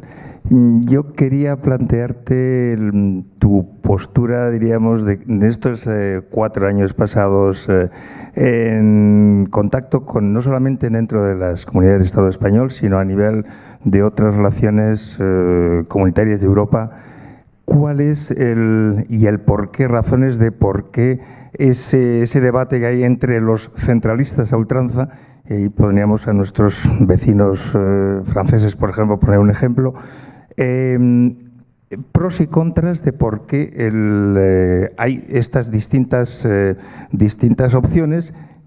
¿Cuál es mejor? Aquí se has comentado, digamos, las problemática que pueda suponer. Yo creo que en el caso nuestro de Navarra, de la Comunidad Autónoma Vasca, hay un esfuerzo serio que estamos haciendo los navarros para conseguir esta recaudación, pero a nivel global, ¿qué es lo mejor?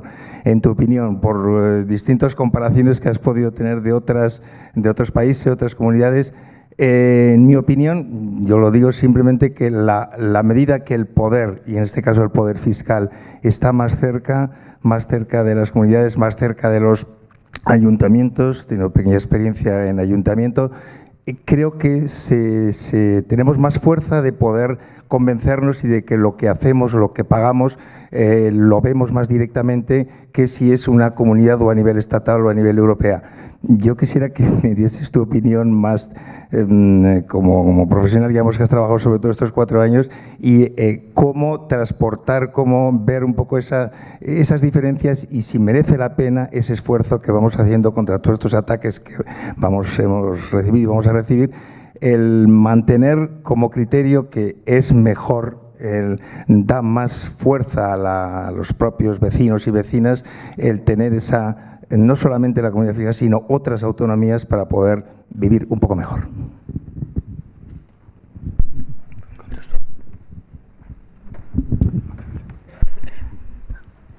Bien, en primer lugar, respondiendo a la pregunta de Fátima, creo que he avanzado algo. Es un tema un poco complicado, pero desde un punto de vista, yo creo, la extrapolación del sistema de convenio al resto de comunidades, porque claro, el desastre actual de la financiación de las comunidades autónomas de régimen común, que no hay quien lo arregle, porque llevan años en ese tema y todos dicen que lo van a arreglar y nadie lo arregla. Eso nosotros tampoco lo vamos a arreglar desde el convenio, pero la extrapolación desde el punto de vista puramente matemático, tal y como lo veo yo, es posible. Hablamos de matemáticas, es decir, nosotros tenemos un Estado central con unas competencias generales, centrales, que en este momento se financia con su propia agencia estatal tributaria, ¿no? Y de ahí lo que hace el Estado es transferir a las comunidades de régimen común dinero para que paguen sus propias competencias. El sistema de convenio es justo lo contrario. En el sistema de convenio es la comunidad autónoma la que recauda todos los impuestos y transfiere al Estado la parte correspondiente a las competencias que no tiene asumidas. Es como un espejo, es una especie de simetría, ¿no? Por lo tanto, matemáticamente no habría problema en que las comunidades autónomas gestionasen todos los impuestos con cercanía al hecho imponible y aportasen al Estado en función de un índice que no sé cuál sería, de tal forma que esos índices lógicamente tendrían que sumar 100. Esa es la única condición matemática, sería que la suma de los índices de todas las comunidades sumase 100, y de tal forma que el Estado podría financiar las competencias propias estatales no transferidas. Esto se dice fácil porque yo lo hablo desde la pizarra, ¿no? Es decir, se puede hacer. En la práctica es muy complicado. Es muy complicado porque Navarra tiene 179 años más los años de régimen de viejo reino independiente de experiencia en la exacción tributaria. Hay comunidades que tendrían que montar una hacienda propia de la noche a la mañana. Bien, se podría transferir la agencia estatal tributaria, pero eso no se hace de un día para otro. Y luego faltaría esa cultura de la gestión propia de los recursos, y en lo que decía yo antes, y el atreverse a correr el riesgo de que efectivamente no sea yo tan eficaz recaudando como lo que pensaba. Por lo tanto, las pegas son muchas, pero matemáticamente, en contra de lo que algunos dicen, yo creo que se puede defender esa extrapolación. Habría problemas de distinta índole a la hora de encajar el índice de imputación, etcétera, pero yo no le veo mayor problema. El problema es político y el problema es que yo creo que no van en esa línea. Pero sí que es cierto que tampoco paulatinamente, en mi ya larga experiencia, lo que hemos visto es que el régimen de las comunidades autónomas se va aproximando a un régimen de mayor corresponsabilidad fiscal. Es decir, ya no es dame el dinero y yo me lo gasto, sino que ya se transfirieron impuestos. Las comunidades autónomas tienen sus transferidos distintos impuestos, como hemos dicho antes, el impuesto sobre el patrimonio, el de sucesiones, el de elementos de transporte. Hay una serie de impuestos que ya son propios de las comunidades autónomas. ¿Qué están haciendo con ellos? Algunos los suprimen. Bueno, si te quedas sin financiación, allá tú. Luego no vengas a pedir. Bueno, no sé, allá cuidaos. Bien, quiero decir que van aumentando, pero no solamente eso, sino que hay un tramo autonómico del IRPF y cada vez van aumentando en corresponsabilidad fiscal. O sea que mientras hablamos de esto, y llevamos como 3 o 4 décadas hablando de esto, las comunidades van en la senda de mayor corresponsabilidad, se van acercando al sistema de convenio por otra vía, por la vía todavía de la transferencia, pero por lo tanto no le veo mayor problema. Pasando a la otra pregunta, que es muy interesante, porque claro, aquí lo que se está tocando es un tema que yo le llamo en mis trabajos de federalismo fiscal. El federalismo fiscal es diríamos, una parte de lo que es la economía pública que estudia precisamente la eficiencia, la mayor eficiencia posible de cada impuesto y cada gasto. Es decir, hay personas sesudas en universidades del mundo que desde hace años están estudiando y te dicen qué impuesto es más adecuado para que sea federal, estatal, local, regional y qué tipo de gasto es mejor que se preste desde el Estado, desde la comunidad, desde el ayuntamiento. Entonces, este es un ejercicio, que la asignatura, diríamos, se llama federalismo fiscal, que se hace a nivel teórico. ¿Qué ocurre? Que nos encontramos con una situación que nada tiene que ver con esto. Es una situación heredada, es una situación sobrevenida, que nadie pensó que el convenio económico se iba a convertir en lo que es hoy, cuando en 1841 dijeron que el estanco de la sal permanecía en Navarra y no sé qué. O sea, nadie pensó, sino que se ha ido haciendo poco a poco. Es una institución que se va creando día a día y entonces nos hemos encontrado con esas competencias tan grandes que a lo mejor un federalista fiscal nos diría no, es que el impuesto sobre el valor añadido es una locura que se fraccione en 5 soberanías tributarias dentro de un mismo Estado, porque vas a tener un problema, vas a recaudar tú el IVA que ha pagado el consumidor de la región vecina, y ese es el problema que tenemos. Efectivamente, sobre el papel quizá ningún científico hubiese dicho que el IVA tendría que ser repartido en 5 soberanías, pero lo tenemos y está ahí y no renunciamos a él. Es más, lo mismo que te digo esto, digo también que el sistema de la Unión Europea de impuestos sobre el valor añadido, el sistema definitivo, que no ha llegado todavía, pero que llevamos años oyendo decir que va a llegar, es el del destino, o sea, es decir, bueno, el de origen. O sea, ahora tenemos en el destino, es decir, ahora en la Unión Europea tenemos un sistema por el cual el IVA en los productos que se entregan a otros estados va exento de IVA. Es decir, Francia no me cobra el IVA francés de un producto que yo compro, sino que en aduana se cobra el IVA español en la aduana. Esto obliga a que todos los países de la Unión Europea tienen que declarar exentas las entregas intracomunitarias y todos los países de la Unión Europea tienen que sujetar las adquisiciones intracomunitarias cuando llegan en frontera. Bueno, pues este es un sistema provisional. El definitivo es el de gravamen en origen, como ocurre dentro del Estado español. Es decir, yo fabrico vehículos en Navarra y los exporto a Alemania y van con el IVA de Navarra y lo cobra Navarra y lo paga el consumidor alemán o el que sea. Ese sistema es el definitivo, por lo cual el día que se establezca, que es aparentemente, o el que están diciendo que es habrá que hacer compensaciones y ajustes, como lo llevamos nosotros haciendo 35 años. Es decir, que en algunos casos nos hemos adelantado a lo que puede ser el futuro y en otras cosas nos quedamos atrás. Es importante la reflexión. No hay una solución. Está claro que no hay una solución exacta porque cada país es distinto. Francia es profundamente centralista. Alemania tiene descentralización tributaria en los Länder. Hay distintas soluciones en cada país.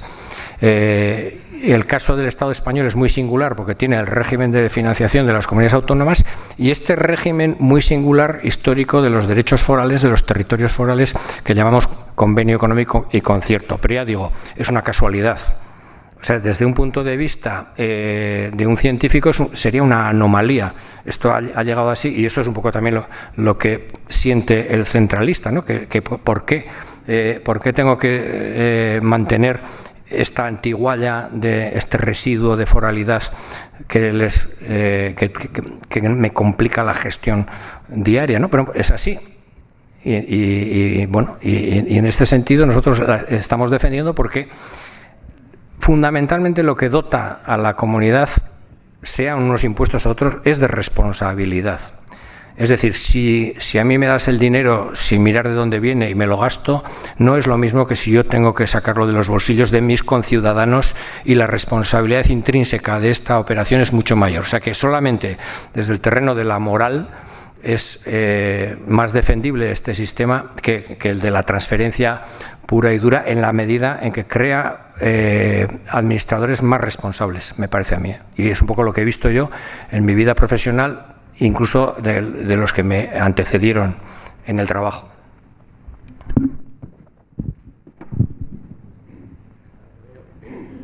Veo ya 3 manos diferentes. Aquí Javier, que ya tiene el micrófono, luego en la fila cuarta en el pasillo, Pello, y en la fila pues quinta al otro lado del pasillo, ¿vale? Entonces, esas 3 preguntas también, no sé si alguien más, allá al fondo también una persona quiere, o sea, 4, tenemos 4 preguntas y luego haremos si no otra ronda, vamos ahora con 4, ¿vale? Quiero ofrecer un dato del CEO, Centro de Estudios de Opinión de la Generalitat Catalana, una encuesta realizada equitativamente con método científico en toda España a 3.600 personas el pasado otoño. El resultado, ante una pregunta semejante a ¿le parecería a usted bien que las comunidades autónomas recaudaran y pagaran una parte al Estado, al Gobierno central? El 64% de los catalanes decían que les parecía bien. El 55% de los ciudadanos españoles de todas las demás comunidades también lo veían bien. Ese es un dato que está ahí como estudio de opinión. Respecto al libro magnífico, no me cansaré de decirlo, que resume las jornadas que organizaron el Gobierno de Navarra y la Cámara de Comptos sobre el convenio, que se puede adquirir en el servicio de publicaciones por 10 euros, y hay un estudio minucioso de la historia, muy legible y muy pedagógico. Aparecen 2 datos que hacen pensar a los que intervenisteis. El primero, el creciente endeudamiento del Estado español.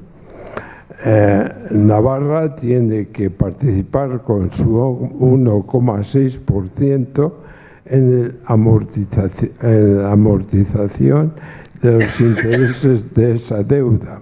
Este es un tema muy grueso.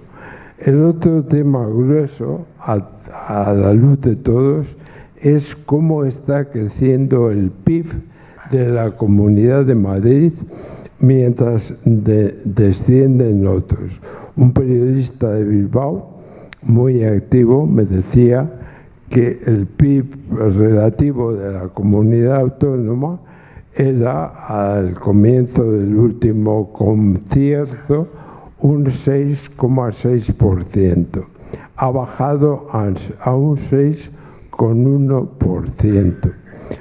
Este crecimiento desmesurado de Madrid y de los servicios que aporta Madrid al Estado nos influye a todos.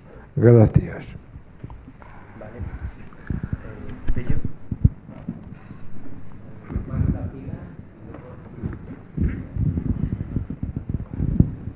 Sí, Nos has dicho que las fórmulas matemáticas del convenio podrían ser extrapolables a otras comunidades, pero que ello implicaría un riesgo unilateral que posiblemente no quisieran asumir. Sin embargo, Navarra lo ha asumido y lo viene manteniendo durante múltiples años, y querría que con tu afán pedagógico nos dijeses qué ventajas y por qué lo hace.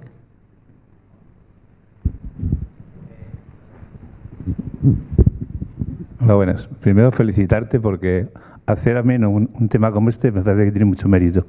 Y segundo, dos preguntas si me da tiempo. Una es, me parece, como siempre nos acusan de ser una comunidad insolidaria, el 1,6 que dices que se basa en función de la renta, eso es un sistema, o sea, un criterio equitativo a la hora del reparto de la riqueza en un Estado, porque habrá comunidades de menor renta, pero de mayores dificultades por la dispersión geográfica o por otro tipo de, como el envejecimiento de la población, que siempre en el reparto de los fondos piden que no sea una cuestión tan matemática, ¿no? Es decir, porque si no, haríamos lo de Cataluña, Madrid nos roba o España nos roba, es decir, porque muchas veces calculan directamente lo que se ingresa y lo que se aporta al Estado. Si ese criterio de la renta estimada ¿te parece a ti que es justo o tendría que haber otros correctores para poder plantear quién aporta qué o quién recibe qué?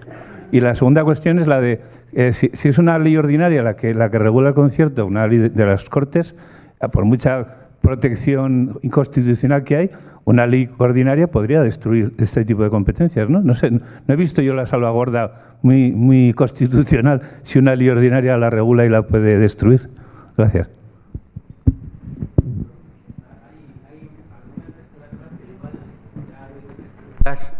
Y tenemos hasta las 9:15 así, y las demás personas luego preguntarán. Ahora esperamos estas 3 preguntas y no se le acumulan demasiadas. Bueno, seré breve, si puedo, a las cosas más importantes. El tema de Cataluña es conocido creo, por lo menos por los que estábamos, que en la transición a Cataluña se le ofreció el sistema de concierto económico, de convenio económico, y rechazó que Cataluña no quería asumir ese riesgo y por lo tanto esto es un hecho que, y además yo en trabajos de investigación que hice en su tiempo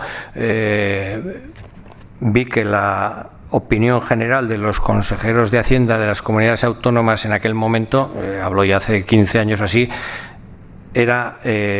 no era propensa a asumir el convenio, ninguno de ellos, pero sí a tener más dinero por la vía de transferencias. Lo que quieren las comunidades autónomas es mejorar su nivel de financiación, pero no entrar en un sistema de convenio o de concierto al cual critican, pero tampoco lo quieren asumir. Bueno, esto es una cosa que hablo yo porque lo he conocido y se me puede creer o no. Sí que es muy importante el endeudamiento. El endeudamiento del Estado español es increíblemente alto.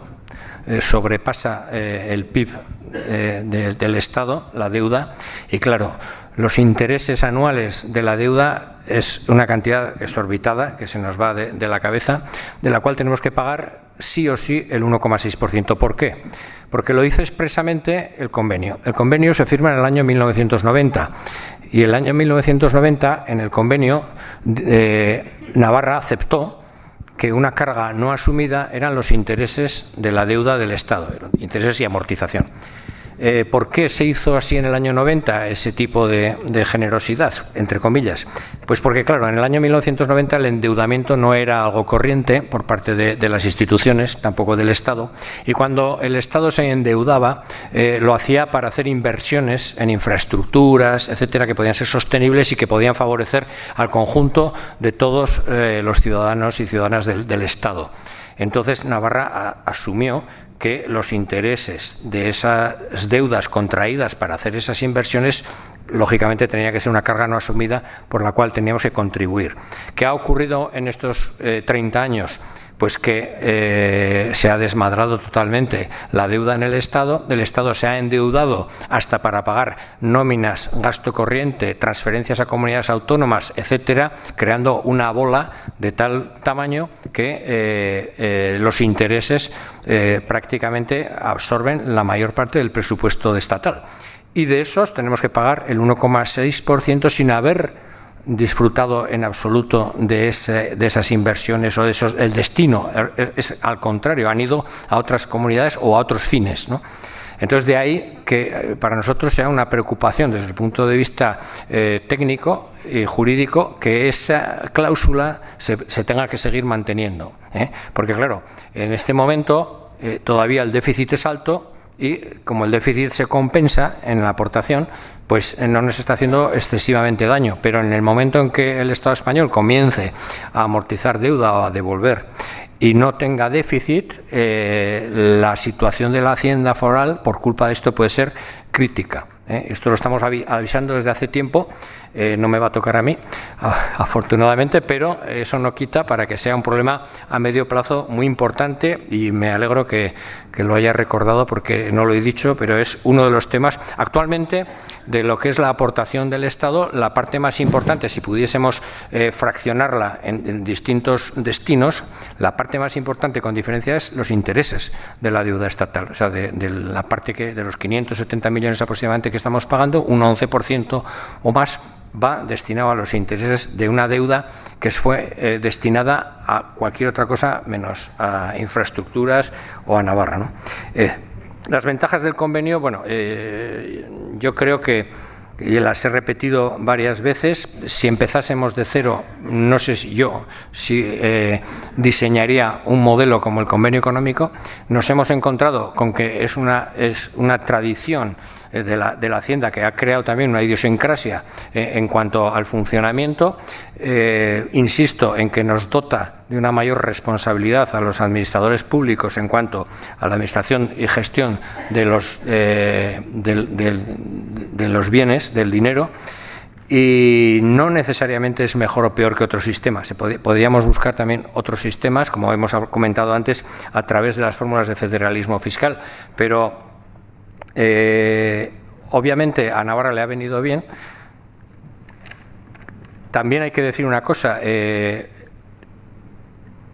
Navarra ha defendido el convenio económico en la medida en que interesaba a los poderes públicos de Navarra, a las oligarquías. Históricamente este es un método, un modelo, ahora estoy en un tono muy coloquial, pero creo que se me puede entender, es un modelo cuasi colonial, es decir, dice la metrópoli, dice yo no entro en este territorio, a mí dadme el dinero y vosotros os organizáis. Esta es la idea decimonónica del convenio, o sea, con las guerras carlistas y con la tensión política que había en Navarra, la Hacienda estatal, la administración española no quiere entrar en Navarra y dice, bueno, dice a las instituciones navarras, vosotros recaudar de vuestra gente y a mí dadme la parte que me corresponde y dejarme en paz. ¿Esto a quién favoreció? A las oligarquías locales. Las oligarquías locales, a través de los repartimientos, se encargaban muy bien de que los ricos pagasen menos y los pobres pagasen más para recaudar el dinero que era necesario para satisfacer las necesidades del Estado. También todo esto, ojo, en un contexto en que el presupuesto público tenía un peso muchísimo menor que ahora, los gastos públicos eran muchísimo menos que ahora y tanta importancia quizá no tenía como tiene ahora cuando estamos hablando de un presupuesto público en Navarra que es prácticamente el 20 o 20 y tantos % del Producto Interior Bruto. Es una cantidad muy importante, ¿no? Por lo tanto, es un fenómeno, como decía antes, una especie de anomalía consolidada, cristalizada con la historia, que pese a los intentos uniformizadores del Estado central ha conseguido sobrevivir, no solo sobrevivir, sino que se va mejorando y se va perfeccionando. O sea, el convenio que tenemos actualmente, que es una ley que tiene 60 y tantos artículos, nada tiene que ver con el de hace 100 años, nada tiene que ver. O sea, se ha ido perfeccionando, afinando y mejorando. Por lo tanto, en este sentido, es difícil que se pueda anular. Sí que se puede, y es muy buena la reflexión, sí que se puede, como es una ley ordinaria, y por eso me he insistido mucho en mi exposición en decir que es ordinaria, sí que las Cortes la podrían derogar. Es decir, pero ¿esto a qué nos llevaría? A un enfrentamiento total con la comunidad y probablemente eso es un riesgo latente que sabe que tiene el Estado en cuanto a que no han cambiado mucho las cosas respecto al siglo XIX, en cuanto a que la reacción de la comunidad foral aparte de que habría que sustituir el convenio por otra cosa, que no sabemos lo que sería, algo tendríamos que decir. También los navarros y navarras hemos comentado antes, y a lo mejor la posición sería la reivindicación de la reintegración foral plena, es decir, volver a la situación anterior al convenio, es decir, pues soberanía plena, por ejemplo, que sería una posibilidad si me quitas el instrumento del convenio económico. Esto es elucubraciones de la hora última del coloquio, ¿eh? Pero bueno, eso está ahí y está latente, no sé qué más había por ahí. No, si hay tiempo para más o... Sí, una última ronda vamos a hacer, y que algunas personas ya tenían la mano levantada, ya en la última fila, en los dos extremos, hay dos manos. Buenas noches, Arratsaldeon. Quería plantearte, Miquel, dos cuestiones que inciden en lo mismo, que son riesgos que tiene la Hacienda foral. Hace poco un amigo que sabe bastante de Hacienda, más que yo desde luego, me comentaba que más que el problema del centralismo, que quiere quitar siempre el convenio de Navarra, el problema estaba en el pequeño tamaño, que antes tú has apuntado algo, de la Hacienda Navarra. Es decir, la complejidad de la vida económica actual. Como antes decías, ya las empresas de Navarra no se gestionan desde la Plaza del Castillo, son la mayor parte multinacionales. La libertad de movimientos del capital, los grandes fondos de inversión que están en la bolsa española, el comercio por Internet. Hoy todos nuestros hijos compran por Amazon o por todos estos sistemas. Y me decía que veía un gran riesgo en que la Hacienda Navarra es tan pequeña que no puede especializarse, que no puede tener especialistas en todos esos movimientos tan complejos que tiene la economía actual, ¿no? Ese es un aspecto. Y otro aspecto que me parece que en Navarra nos estamos olvidando un poco es la crisis territorial que en estos momentos tiene el Estado, que no sé qué salida tendrá, y probablemente una salida sea un Estado federal, por lo menos hay quien apunta por ahí, y un Estado federal llevaría consigo una reforma de todo el sistema tributario, con lo cual o habría que ir a un sistema federal atípico, en el que las provincias vascas y Navarra mantuvieran su peculiaridad y el sistema federal se aplicara al resto del Estado, o sería un momento para replantearse todo el sistema tributario del Estado y probablemente la desaparición del sistema vasco y navarro. No sé qué te parece. Bien, detrás mismo había otra persona detrás de... Ah, no, ya no. Y ahora en el otro extremo de la sala, atrás también.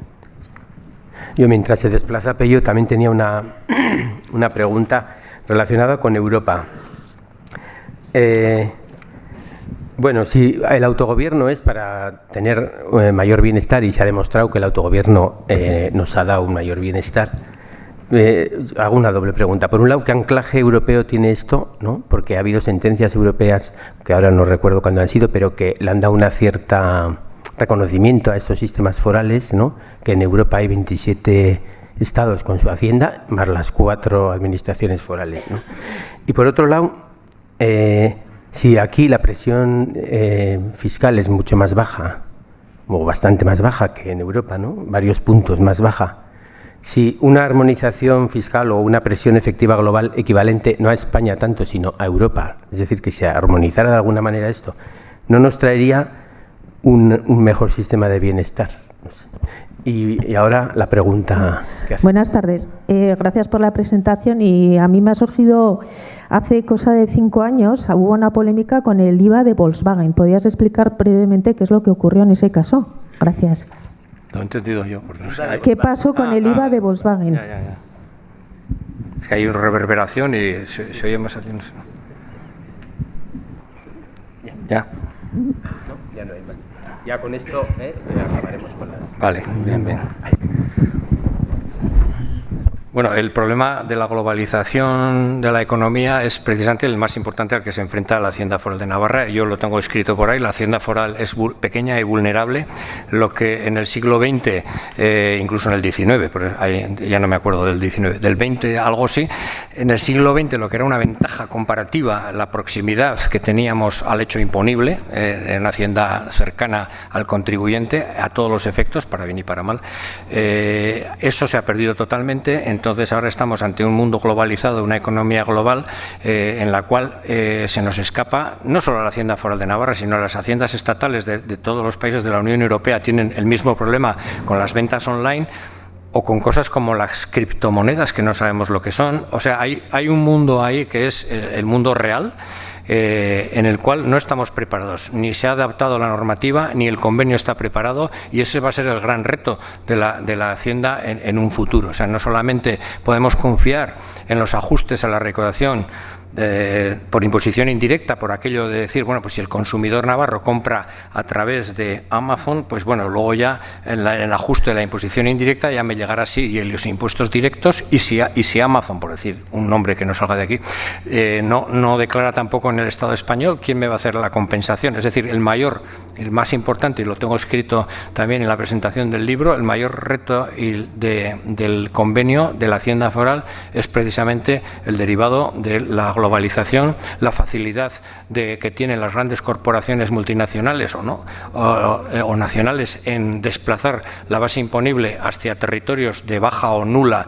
imposición, territorios de baja imposición que puede estar dentro de la Unión Europea, lo cual ya es el colmo de los colmos, y ahí sí que tenemos un problema importante. Es consciente la Unión Europea de ello, es muy consciente, se trabaja en el seno de la Unión Europea a través del ECOFIN y de los grupos de investigación que derivan de él en medidas que se van implementando. Lo que pasa es que no nos damos cuenta, pero se van implementando continuamente, pero siempre es algo que va lento. Decíamos antes en una conversación coloquial que tenía con Javier, que el sistema tributario, como sabéis, es una tela de araña que atrapa a las moscas, pero a los ratones no. Siempre lo hemos sabido que es así, y ahí, en nuestro caso, como Hacienda pequeña que somos, nos ataca, nos perjudica fundamentalmente. Sí que cabe un repaso, un replanteamiento. Yo soy consciente de que en el Estado hay un interés tanto doctrinal como político de replantear todo el sistema tributario, y ahí en esa reflexión, en ese proceso, podría perfectamente plantearse la supresión de los regímenes forales. Podría ser, es una opción que cabe, y en ese sentido pues podría desaparecer y tendrían que ser sustituidos por otra cosa. Es decir, no sé hasta qué punto sería más o menos democrático, hasta qué punto tendrían que contar la voz de los navarros, o en su caso de guipuzcoanos, vizcaínos y alaveses, o si vendría determinado por un ejercicio de la soberanía nacional, entendida como soberanía estatal. El anclaje del sistema de concierto y convenio, es decir, el sistema tributario propio de los territorios forales en la Unión Europea, está garantizado pese precisamente por las procelosas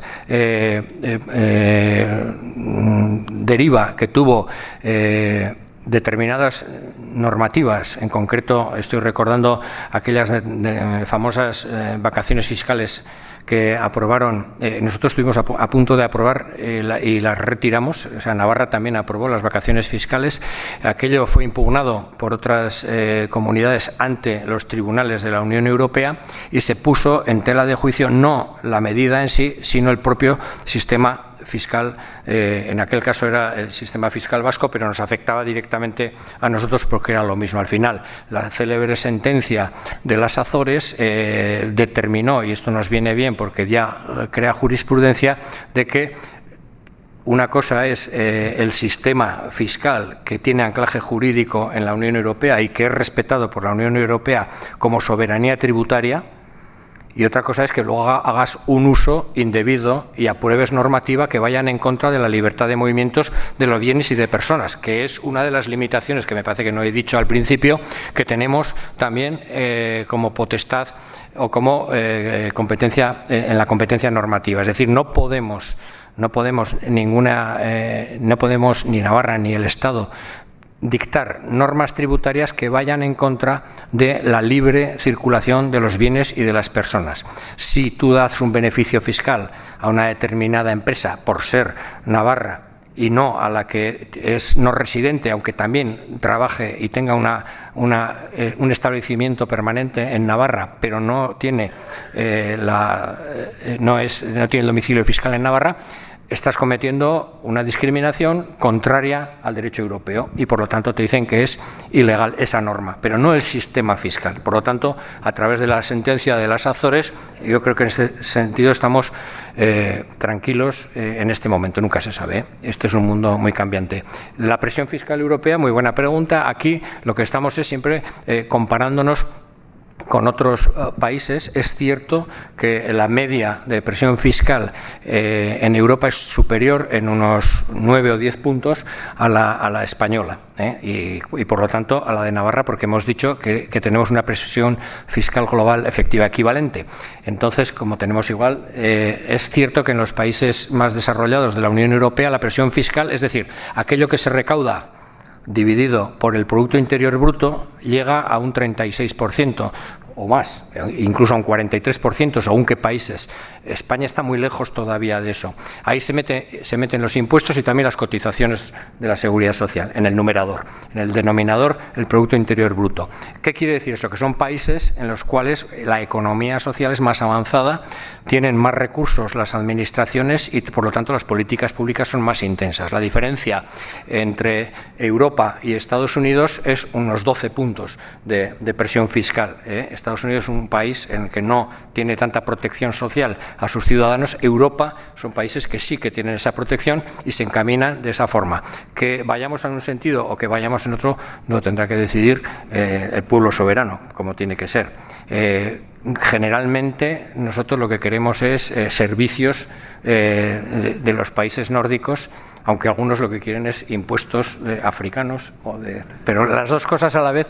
Las dos no se puede, ¿eh? Yo sé porque he estado en Hacienda unos cuantos años y las dos cosas no se puede.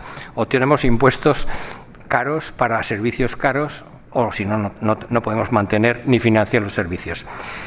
Y el IVA de Volkswagen, sí, perdón. Bueno, en el IVA de Volkswagen lo que ocurrió, bueno, ya no es mucho secreto, porque antes decíamos una famosa fábrica de automóviles, no sé qué, bueno, pues decimos Volkswagen y no pasa nada. Esto es un problema de los ajustes de las fórmulas que decía antes, que he dicho que no me iba a meter porque era largo y que nos llevaría otra conferencia, pero bueno, simplificando mucho. Hemos dicho que las entregas intracomunitarias de bienes y de servicios entre países de la Unión Europea están exentas. Están exentas. Es decir, eso quiere decir que una empresa que vende su fabricación a Francia, por ejemplo, no repercute IVA, pero soporta IVA en sus compras de bienes y servicios. Entonces, cuando hace la liquidación ante la Hacienda Foral, a la Hacienda Foral le tiene que devolver el IVA de las cuotas soportadas y no ingresa nada. Fijaos lo que ocurre. Imaginemos que tenemos una fábrica de pacharán, que original, y que vendemos todo el pacharán a Zaragoza. Bueno, pues vendemos 100, como va al 21%, pues cobramos 21% de IVA. El 21% que cobramos a nuestro cliente de Zaragoza lo ingresamos en la Hacienda Foral. Luego Hacienda Foral ingresa 21%. De pronto, este fabricante dice, no, véndeme, el cliente le dice, a mi empresa de Bayona. Automáticamente esta entrega, que era operación interior, porque era Zaragoza, se convierte en una operación intracomunitaria. La Hacienda Foral de Navarra pierde 21, es decir, no hay IVA repercutido, pero sí que tengo que seguir devolviéndole los IVA soportados, igual que antes. O sea, solamente este cambio de comercialización supone una merma importante para la Hacienda Foral por el hecho de que se ha convertido una operación interior en una operación intracomunitaria, una entrega intracomunitaria. El PIB de Navarra el mismo, el consumo de los navarros el mismo. Aplicamos las fórmulas para ver si a través del ajuste y no nos devuelve ese dinero que hemos perdido. Conclusión. Si tenemos una empresa que en vez de fabricar pacharán fabrica miles de coches y que tiene una facturación enorme y hace todo entregas intracomunitarias y tenemos que devolverle todo el IVA, nos quedamos sin dinero en la Hacienda Foral. Idea brillante. Bueno, pues que no venda los coches a Alemania, sino que los venda a una comercializadora que está, por ejemplo, en Cataluña, con lo cual 21 o 21.000 o 21 millones para la Hacienda Foral, porque es una operación interior. Entonces, ¿qué es lo que se venía haciendo por parte de esta empresa? Esa empresa que exportaba, entre comillas, hacía entregas intracomunitarias de bienes a Alemania, lo que hacía era facturar a una empresa del grupo que estaba en territorio español, con lo cual facturaba con IVA y el IVA lo ingresaba en Hacienda, de la Hacienda Foral. El Ministerio, bueno, por razones que nunca hemos sabido del todo por qué ocurrió, los inspectores de Hacienda del Estado levantaron un acta y dijeron no, esto no es así, porque esto es una entrega intracomunitaria y no es una operación interior. Luego lo que tiene que hacer Navarra es devolver el IVA a Volkswagen y no ingresar nada. Sí, pero entonces la fórmula no funciona. Bueno, pues ya arreglaremos la fórmula. Entonces, por no arreglar una fórmula que no funcionaba bien, se cometió una martingala para evitar... ¿Hubo aquí algún tipo de engaño? Es decir, ¿salía perjudicada o beneficiada la Hacienda estatal o la Navarra? En términos monetarios seguramente que no, porque lo que se perdía en recaudación directa por las entregas intracomunitarias tenía que venir por el ajuste al consumo. Entonces, pero había que negociar esa fórmula y era más cómodo dejarlo pasar, porque además, bueno, esto siempre es más complicado de lo que aparece, había otros antecedentes y otras empresas en otros territorios que también podían estar en la misma situación, y el propio Ministerio, conocedor de esta operatoria, el propio Ministerio hacía la vista gorda diciendo, bueno, si me meto en este lío voy a tener que compensarles por otro lado, tenemos que sacarlo todo a la luz. Bueno, y al final, en el año 2012, se decidió, no hubo más remedio por la actuación de la Inspección de Hacienda del Estado. En 2012, a partir de ahí, de marzo del 2012, las operaciones de Volkswagen son legales en el sentido, bueno, también lo eran antes, pero que ya se declaran como adquisiciones, como entregas intracomunitarias, y la recaudación del IVA de Navarra ha bajado muchísimo, o sea, la recaudación directa ha bajado muchísimo, y lo que ha subido es las compensaciones por imposición indirecta por parte del Estado. Antes Navarra tenía que pagar al Estado por los ajustes de la imposición indirecta, y ahora es el Estado el que tiene que pagar a Navarra por los ajustes de imposición indirecta por este fenómeno. O sea que esto es una situación que, contada así rápidamente, pues ahora podríamos hablar de chascarrillo, pero en aquel momento fue una crisis muy importante de la Hacienda Foral. Muy bien, pues mil gracias a Mikel Aramburu por el esfuerzo pedagógico que ha hecho, por el servicio como funcionario de toda su vida y por el compromiso político que fue capaz de asumir cuando podía haber estado tranquilamente pues cerca del retiro. Así que un fuerte aplauso y nos vemos el 12 de febrero.